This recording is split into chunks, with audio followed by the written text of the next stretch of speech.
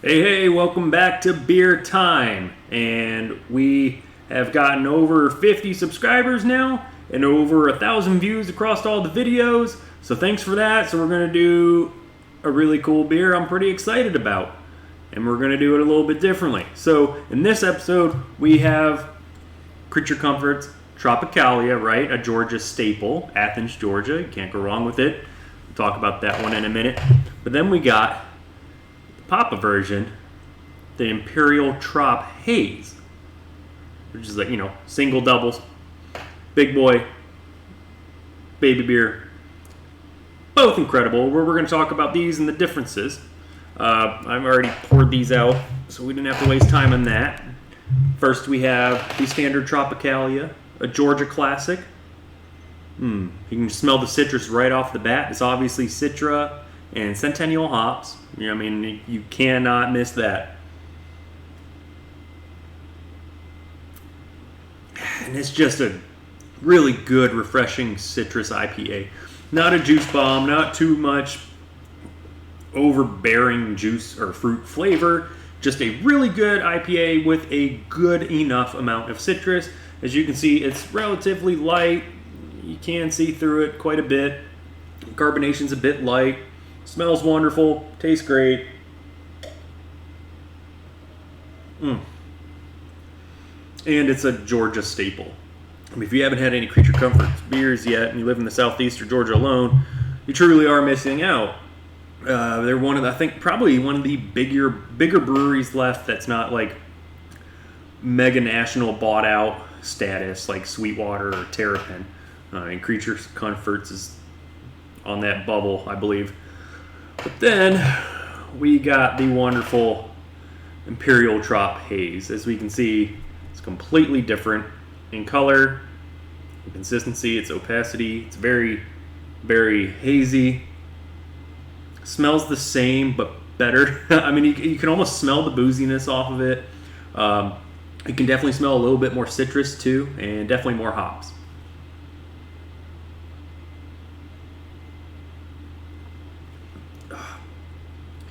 And so for those, God, it's good. So for those that think Tropicalia is a bit light or a little bit lackluster, which it can be, it's not its point. It's not a knock your socks off kind of beer. It's a good go-to static, consistent IPA for those that care for the citrus centennial, citrusy IPAs.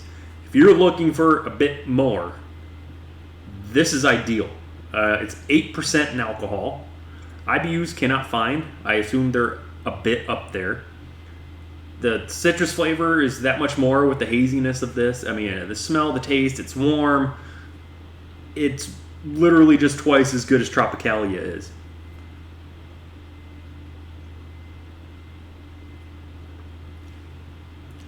God, it's good. Tastes thicker and smoother. It's got a bit of that juicier bit to it as we were drinking with the standard Tropicalia. It's relatively light, right? It's crisp and light for an IPA. Well, this is juicy, thick, dank, and wonderful. Oh boy. Now, this beer's excellence does not come with a downfall, and that's the price tag. As I know, we talk beer costs different everywhere, but it was $16 for a 4-pack of pints, which is a bit much. I think that might be the most I've ever spent on a 4-pack before. It's pushing it. It's up there.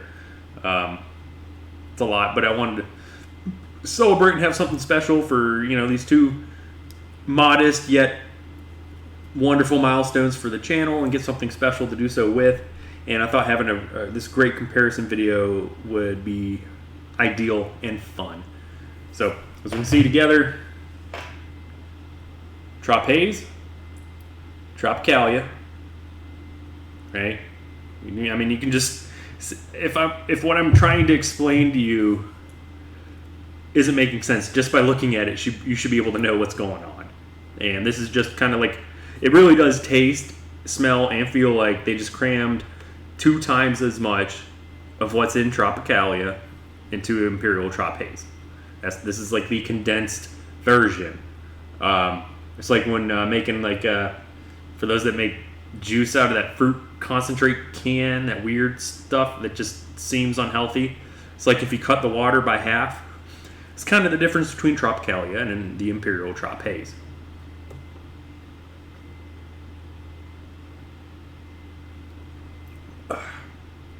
Man, it's a good juicy IPA.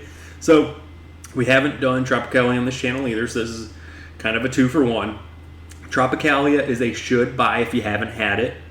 And if you like it, you're probably going to end up buying it again because it is just a classic. It's easy to find. It's extremely good. Georgia staple, as I've said like 4 times now. You can't go wrong with it. Even people that probably don't like IPAs much are still probably going to like it because there's quite a bit of citrus flavor. There's a bit of malt taste still. But it's still also on the lighter end. It's not some overbearing, brutal, disgusting, gross IPA. Now, the Imperial Trop Haze, I think, is a must-buy if you can find it. I have only seen it once at a liquor store, talking amongst random other beer enthusiasts. It's out there, but it's not common. Like, it's not impossible to find, but you might have to go to a store or 2 or 3 to go find it. You're probably going to have to go to a package or liquor store of some sort to get a hold of it. I don't think it's going to be at Publix, for example. I mean, it might be, but I found it at a liquor store. But it is a must-buy because if you like Tropicalia, it's just Tropicalia times 2, 2.0, that much better. Wow. The only drawback is the price. The price is expensive. I mean, it's like sitting at the bar price for beer to take home. And that always sits with me a little bit wrong. But the quality of this beer does truly shine. You can tell. And especially if you've had many Tropicalias in the past, like I have, having his big brother is just that much more fun, exciting, and better too. You know, a familiar taste, just taking it up to the next level. It's really a wonderful thing. I wish a lot more breweries would do this kind of thing.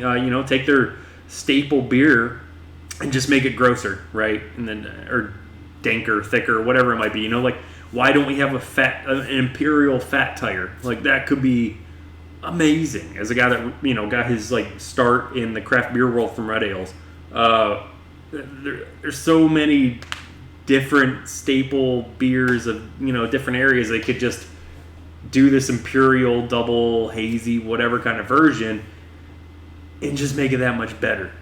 We already like what you're making. Just run with it and make something wild. And this is exactly what Creature Comforts did. And it was a gigantic success. So anyway, Tropicalia, should buy if you haven't. If you have, you're probably going to end up buying it again. The alcohol content, I can't remember. And I don't think they even... 6.6 for Tropicalia, okay? And it's this can stands out at the store, right? Should buy. Imperial Trop Haze, same can, just a bigger form factor. And this one's an 8.0 ABV and is a must buy.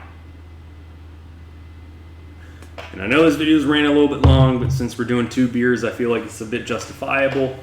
But if you can get a hold of this and can afford it, let me know what you think about it, because I think it is really good, and it's one of the better IPAs I've had this year.